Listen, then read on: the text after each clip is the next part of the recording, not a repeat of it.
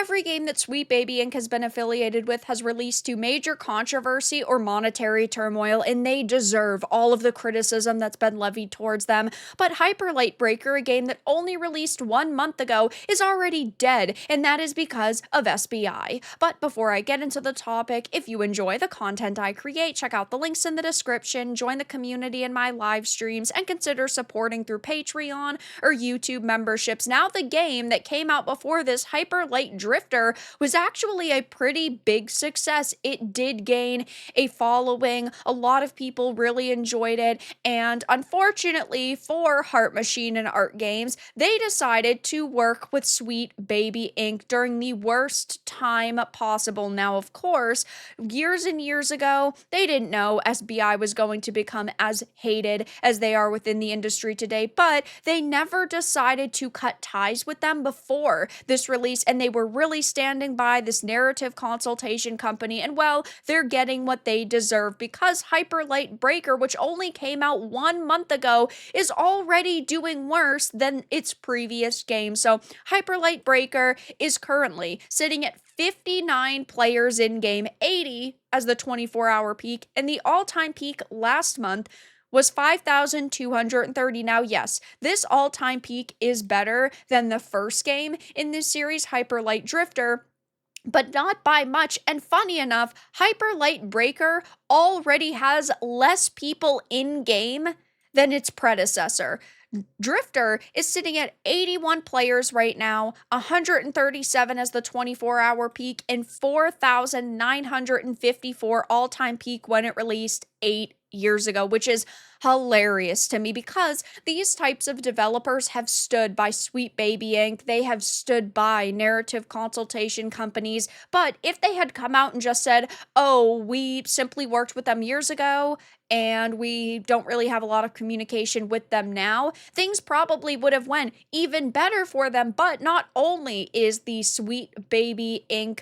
name weighing this game down, but people are just not happy with it. I mean, first of all, it is an early access game, and I am fine with some games being early access, but when it's taken you 9 years to make a title, you probably should not be releasing it in early access. If you were talking like 3 years into development out of 5 years, sure, okay, I could understand that, but companies often feel like it is okay to release a game in early access because it's not done, and they think, oh, well, they'll forgive us for the bugs and the glitches, and I, for one, don't like to be a beta tester. If I'm going to beta test your game, I should be getting a 20 or a 30% discount on it. We shouldn't be sold half-baked products, and people are really just not enthralled with the experience that they gave us. This was an early access review. All of them are, of course. I didn't want to post this until I beat the game, killing the game's 2 bosses enough times to reset the world without dying 4 times. And now that I have,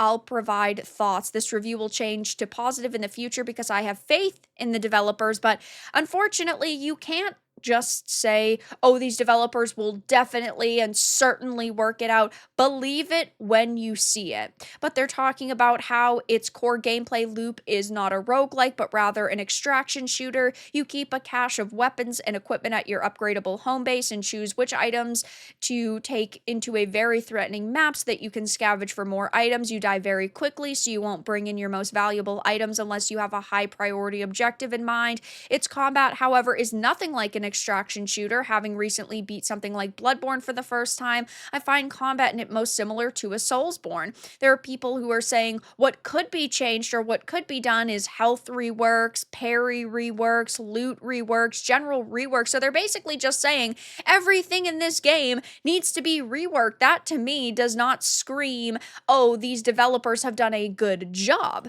There are people saying, though, that there are plenty of things that they didn't like, such as perks. The perks in the game are very limited in what they offer, and some are just mandatory to keep if you have them. There's a lack of tutorial, and it took me literally 11 hours of gameplay before I noticed you can dash on walls vertically. There are so many non-explained features, even with game intuition from playing other games, some stuff I couldn't figure out on my own. And what I really disliked is this is not a rogue game. If you get one god build, this game is just an action combat extraction game, and they do not like the cash perk situation situation. This one really pissed them off. There's so much build craft potential with the game and having characters with different classes, but since you cannot cash perks, you just get one good build once and then you can just do that. There are people talking about how the imbalance in the game is absolutely wild. Enemies do not stop spawning and accosting you, and the unrelenting, brutal nature of the game hardly ever makes it feel fair. Death feels too punishing, and although this game is a roguelike, dying more than once is basically a run killer, even though you get 4 chances. So, not a lot of positivity being spread in this comment section. Again, it's not like it's sitting at mostly negative or anything, it is sitting at mixed, but mixed is still not good, especially when the previous game in this series, Hyper Light Drifter, did so amazing. The first game in the series is sitting at very positive with nearly 14,000 reviews, but I don't really think they're going to be putting a lot of time and work and effort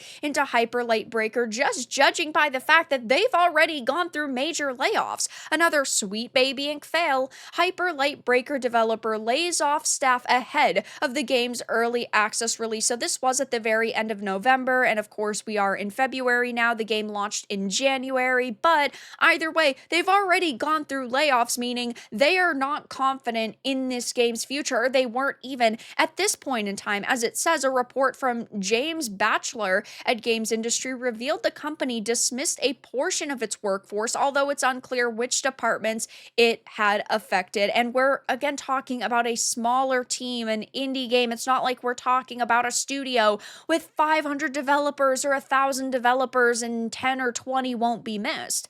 They of course, we're talking about the layoff, saying that they would not affect the release. And sure, it technically didn't because it's still released. But when you are doing layoffs, you are affecting the end product because you have less people working on it. And that means less effort is being put into it. The community manager even appeared to imply that laid off employees might be able to rejoin the company depending on the game's success. And well, so far, it has not been much of a success. So I don't think those people are going to be able to rejoin the company or rejoin this project. And it really just doesn't look good for Sweet Baby Inc. because while they have had some games come out that have been more successful, like Drifter was received pretty positively, and you have, of course, like God of War Ragnarok, which some people did really love, we're talking about games that still had controversies behind them. So we're either looking at major controversy or monetary turmoil, and things are really just looking terrible for Heart Machine at this point. So of course I will be keeping my eye on this situation going forward, but developers are going to have to quickly realize working with narrative consultation companies like Sweet Baby Inc. never